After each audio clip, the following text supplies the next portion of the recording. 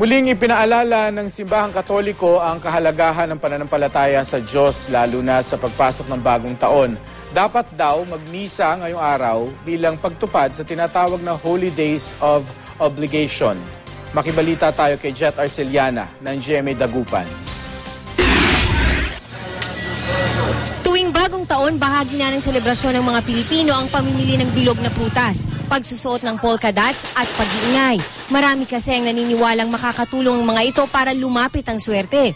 Pero para sa Simbahang Katoliko, hindi ito ang sukatan para maging masaganang bagong taon.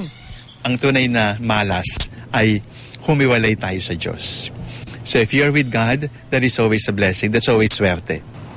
Kaya paalala ng simbahan, dapat dumalo sa misa tuwing linggo at sa tinatawag na Holy Days of Obligation o Holidays of Obligation.